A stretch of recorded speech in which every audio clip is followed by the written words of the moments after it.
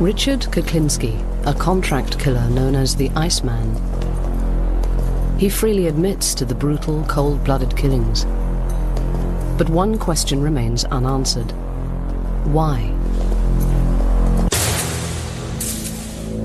Did you think of yourself as an assassin? Assassin? Sounds so exotic. I was just a murderer.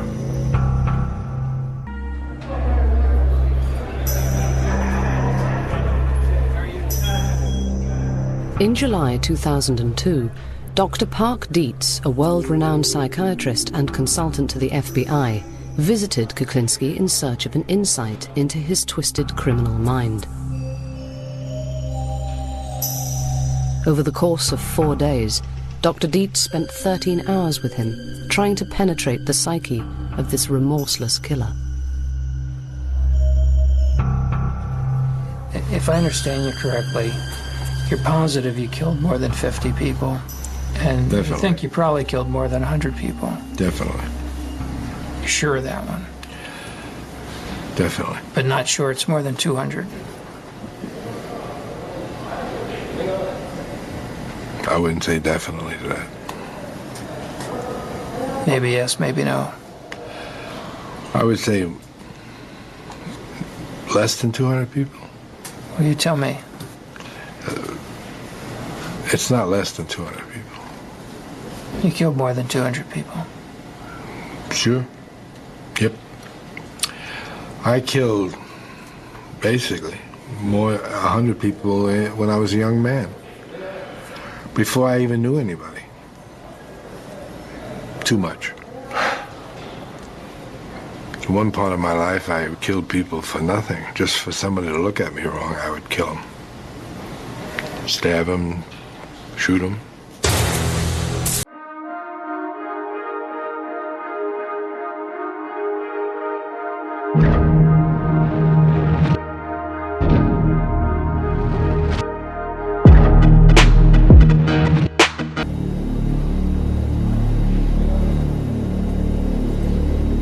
Did you like to look them in the eye? I wanted them looking straight at me.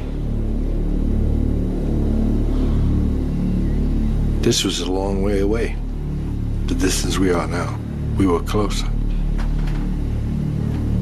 What did you want them to think as they died? Just see my pretty face. I take it to them. What the last thing they ever saw was me. And if they carry that glimpse to eternity, infinity, or whatever it is, they're gonna be thinking of me all that time.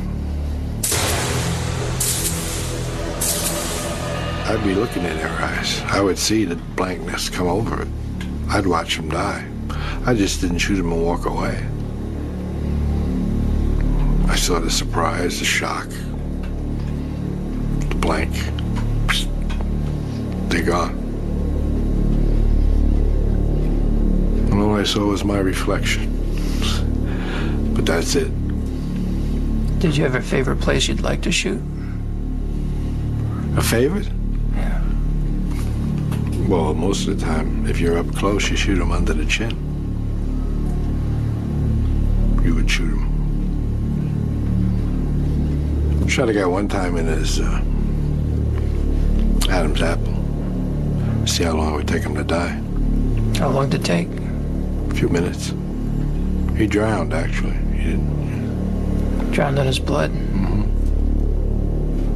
I was with somebody else. We had a $50 bet. I lost. You thought he'd go faster, huh? Yes. Do you know what an adrenaline rush feels like? Oh, yeah. What will give you one? Sex. It's the only one. I don't really get anything from hitting anybody, hurting anybody, shooting anybody. Does nothing for me. The only thing that gives me pleasure is sex. Well, that's a different kind of pleasure than what an adrenaline rush It's the only pleasure I get. Yeah. If I were to beat somebody up, it would do nothing for me. If I knocked him down and stepped over him, that's why you see it doesn't bother me. I don't care to hurt anybody. It does nothing for me. Killing someone else. But you could never get a feeling out of it. I never got one. It was disappointing. That's when I figured I must be crazy. Because I figured some of them should have some kind of a feeling. Something.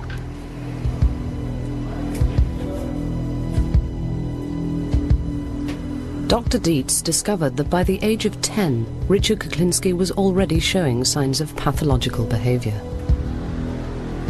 How were you with animals at that age? Deadly. Cats, dogs? Cats, dogs. I used to tie two cats' tails together and throw them over a clothesline and watch them rip each other apart. How long does it take? Not long. Did they both die? I don't know. I never stood around to see the final thing. I would say eventually they both died because they were both pretty well tore up. Gotta be noisy. It was quite noisy. What else would you do with cats? Well, we had the incinerator in the projects there. So I threw a cat in the incinerator. Then I threw a book of matches in there. And through the door, I watched the fire get bigger and bigger, and this cat was running around, trying to get away. Eventually, the fire got too big for him, and he didn't run anymore.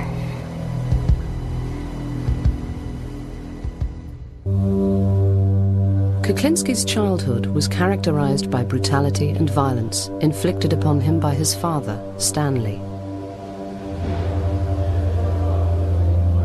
What's the worst beating you ever took from your old man? I don't think there's much difference in any of them. They were all pretty bad. He left his mark on me, pretty much. And he did most of that before you were, what, 11? Yes, I was young. And was that worse when he was drinking? With Stanley, it didn't really matter whether he was drinking or he wasn't drinking. He was a nasty son of a bitch, and he always will be until the day he died. And even when he died, he was a nasty son of a gun. Did you go to his funeral? No, I didn't. Was there one? Yes. I didn't like him in life. Why would I want to go see him in death? I was glad he was dead. How about your mom? How was she? Over the years, I got to dislike my mother a great deal. But now that I have more time to think about it, she was just a victim of her own life. As a kid, how did you see her? Hateful. Disliked her a great deal. She didn't believe in sparing a rod either. I mean, she used to hit me with a broomstick if I did something wrong. Where would she hit you? Wherever it hit.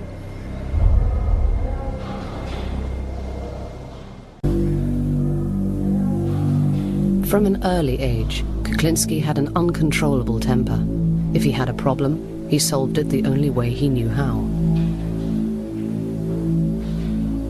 I was driving in Georgia one time, and we were riding down the road, and there was a couple of vans running around, and they were hooping and hollering there. I guess they were having a good old time and maybe drinking and whatnot. They decided, I guess it was interesting to play with a guy from New Jersey, and they started to click-clack and with their vans and push me here and push me there off the road, and they were running in and out, and what their problem was, I really don't know. Never did know. But it came to a point where I got extremely mad about that, and But it was silly of me because I was away from home. I had no backing. I had no problem. I only had one weapon, which was in the trunk, which was a .357 with a hair trigger. So I stopped the car and got out, opened the trunk. I had the release and went in the trunk and took the .357 and just stood there. Now, apparently their eyesight mustn't be too good because I don't think I'd walk up on a guy with a .357 standing by his side.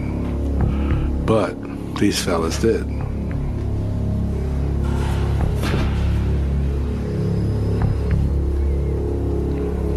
Foolish mistake. They all died.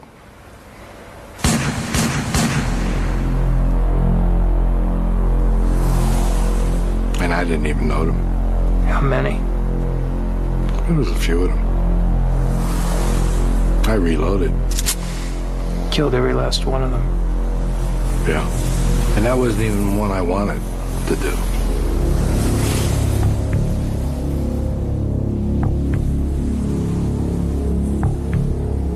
Do you think that what they did was a capital offense? What they did? You mean playing with me? Yeah. Well, they could have killed me. Well, they ran me off the road and I died. Bad behavior, no argument. Reckless endangerment. Reckless driving, host of bad things. Is it a capital offense they committed against you? Apparently. I did kill him. So to me, it must have been. Because when I had come to that point, and that point, that is the last point they come to. I don't back off once I go forward. Once I go forward and I take a gun, I do not back off. I didn't know how many they had. I didn't know what they had. They could have had guns. They could have had anything. They wanted to play with me. I didn't want to play. So we didn't play no more. And I would have taken whatever came.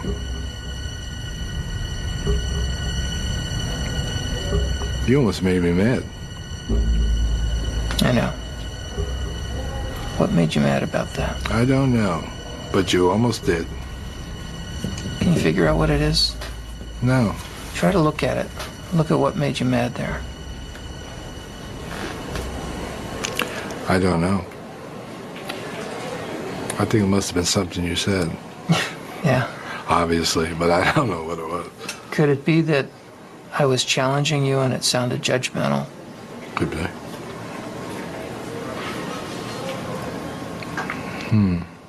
Yeah, it could be. Because you've got me annoyed with you now. Yeah. That's the truth. How mad are you? Not bad. Pretty. I feel a little flushed. So that means that I've reached a point in my life that I'm a little annoyed.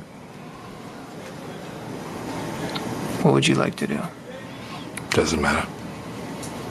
I don't think it's gone to the point that I'm actually gonna do anything stupid. Just curious to myself why it happened. I don't know why it happened. I'm actually almost glad it did happen because you had a chance to see something, but I don't know why it happened. Did you feel I was criticizing you? Yes. Is that what did it? I think so. I Because think that's the part that did it. who used to criticize you the most? Of course, my father. Yeah. Kuklinski's efficient, remorseless killings came to the attention of the Mafia, and in his 20s, he graduated from the random, impulsive murders of his youth to a new career as a contract killer. By the late 60s, the Iceman had become one of the mob's most prolific contract killers. Some of his most brutal murders took place at the Gemini Lounge in Brooklyn, a favorite haunt of Mafia men. Dismembering bodies, did that turn your stomach? I don't think so. I remember having pizza one day while we were doing something like that. pizza in one hand, chainsaw in the other? No. I didn't like chainsaws. That's another fable that they've come up with, that I use chainsaws. See, chainsaws are messy. Yep. All you get is all over me I have these little pieces of meat. Now that's a pain in the neck if I use chainsaws. Now would I want to ruin a good shirt with a chainsaw? That would be downright stupid. And I definitely have the wrong. I don't think I could walk around with bits of meat hanging off me or bits and pieces of somebody's body hanging off me. I would probably smell a little bit bad also at that point. So what's a better way to dismember Just a a body? knife. A butcher knife, you cut it around the bone and a little slice here, a little slice there, and wrap it, ship it. Do you understand that most people can't imagine doing that to a human? Sure. I can understand that a great deal. I can't understand why I can. Did you have to cultivate that ability, or is that natural for you? I don't know. I don't recall. I did it. I don't recall when I started doing it or why, or the feeling I had when I did it. I don't know. Jeffrey Dahmer told me that when he cut bodies apart, Yeah. it repelled him. He found it horrible. He had to get himself drunk to overcome that Stink. natural revulsion. Yeah. It's because it's disgusting. Yes, it is. But to you could just do it, no feeling. No. The smell sometimes was annoying, but I would put cologne on. I would generally put cologne across here, so I could smell the cologne a lot better than I could smell anything else. Shooting, stabbing, strangulation, even poisoning, all part of Richard Kuklinski's murderous repertoire. He sometimes froze his victims' bodies to disguise their time of death, earning him the name of Iceman.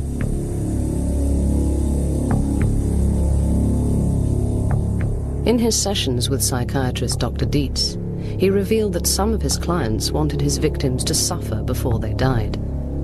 Of course, Kuklinski obliged, creating the kind of death nightmares are made of, often capturing the torture on film.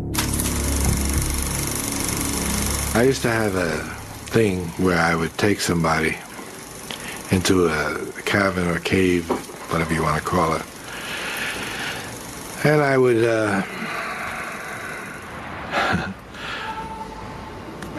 I would tie them up or tape them, their hands and their feet together, and then I would leave them there,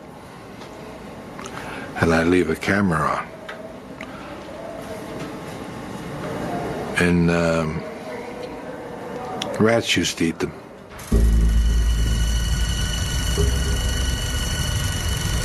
Rats used to kill these people.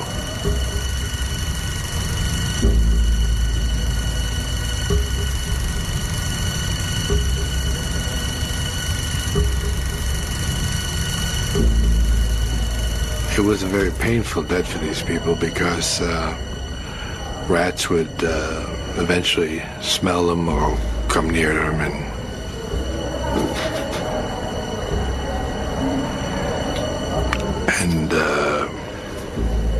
start nibbling away at them. The people would definitely scream and yell and holler and try to get away. And eventually more rats would come and they would consume these people eventually, but there was a lot of screaming and yelling in between. But when I did that and I watched it on, the devil was that, Super 8 I think it was, I found it distasteful and it used to make me nervous for some reason. I said that was some type of a feeling which I wasn't too keen on having, But I did it because it gave me a feeling of some kind, and therefore I was trying to find out what it was that was giving me some type of feeling. Whether it was the horror of what was going on, or the screaming that was happening, or just the nastiness of it. But I never figured it out. But I did that quite a few times, too. Maybe too many times. And watched it? Yes.